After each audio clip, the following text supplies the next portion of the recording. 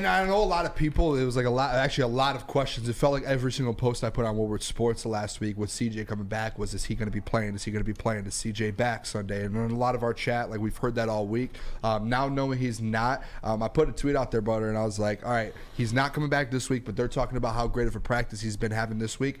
I think this sets it up for him to get another week of recovery and Dallas to be a full go. And as crazy as that sounds, and I know you did say maybe he won't be at 80% or 90% in Dallas, I think there's a chance, like we said it yesterday, man, if CJ, like, I think he's at 80% now. Like, I think he, like, even game shape, I don't see a guy like him to go through all of that rehab and not be staying in shape and working. Like, I feel like he's still been in shape. Because even with the pec, you can still run, right? Like, yeah. You could still stay in shape. So I don't see how he didn't. And as much as, you know, kind of how what we hear from him, he's a leader, and he leads from the front. I think he would have came back from that pec injury ready to go. I think now that he has an extra week outside of Minnesota, I think you're going to see that man, CJ Gardner-Johnson, in Dallas, and it's going to be a huge piece in what basically is going to be a playoff matchup for the Detroit Lions. Definitely. Like Corey Berry said in the chat, some participation by CJ GJ is encouraging for next week. And I agree. I think even if he might actually end up being 90 to 100% by next week, I think they might only play him like 50% of the snaps, or only, you know, a couple series on defense to not just get his legs under him, get in game shape, which is part of it, but like you said, with an upper body and upper extremity injury, he can still stay in running cardiovascular shape. But what he needs to do, he needs to hit people, and he needs to get hit. He needs to feel that again. Let his body recover, because that first time, and hopefully they're hitting a little bit in practice, which they do less of as the season goes on, but he needs to feel some hits, and he needs to go through that recovery process so that he doesn't lead to another injury. Do you know what I heard that I loved the other day? I was watching some YouTube videos of Julian Edelman and watching some of his documentary stuff about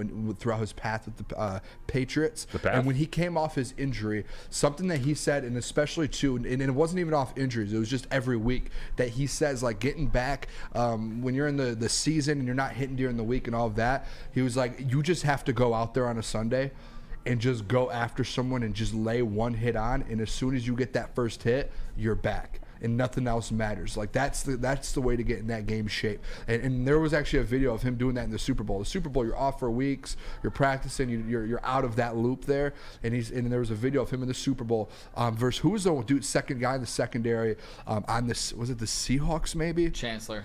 I think it was Chancellor, and it was like instantly. It was like very first play of the game. He was like Cam Chancellor. Like, it was like.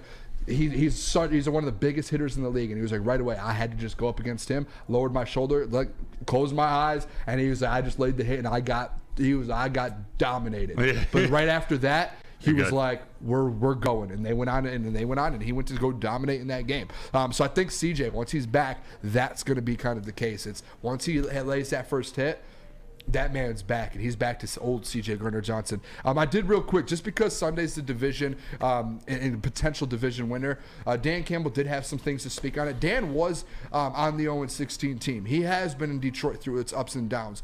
So he did speak in the press conference today. And KG, it's the most recent one that I sent, not the easy one, but the one that I put in there. He spoke in regards to kind of what it's like to win this division here and what it means. And obviously, you don't want these guys to have that pressure, but just knowing, being in the city as long as he has and in his past, this man, Dan Campbell, knows exactly what this means, broder.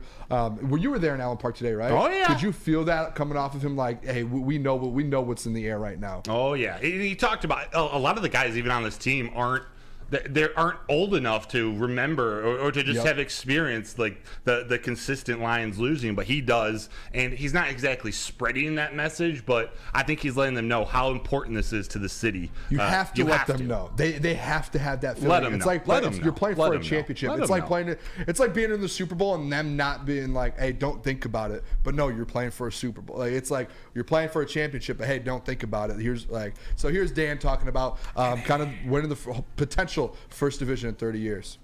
I mean, you've been a player here. You understand it.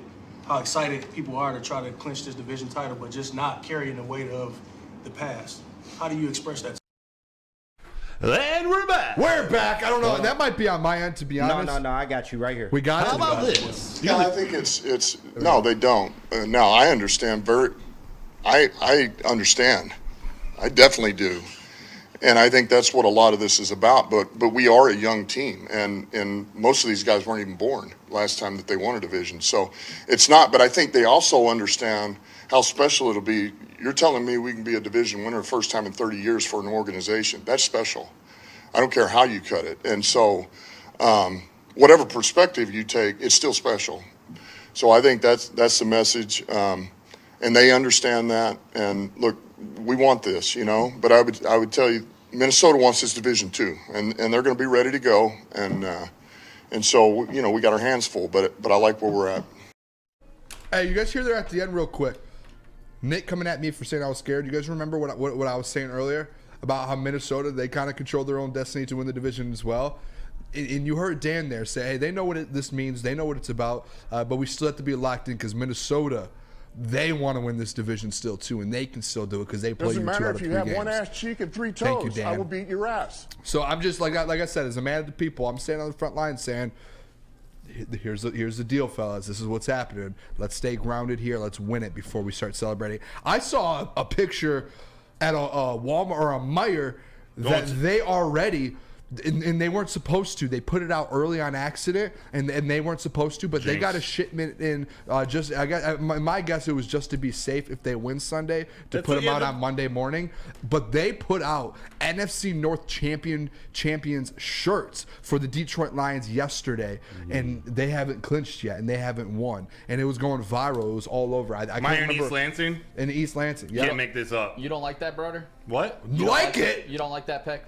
No, you can't put it out before the game. Yeah, that's a bad. They sold them before they won the division. The manager of that Meijer has never played a sport or watched a sport in his life. That is the worst mistake you can make. It's and of course obvious. it came out of EL. It's bulletin board for them. Yeah, dude, Yeah. It is so obvious that we got this shipment in for next week if they do win it, and if they don't, it's for when they do, if they do.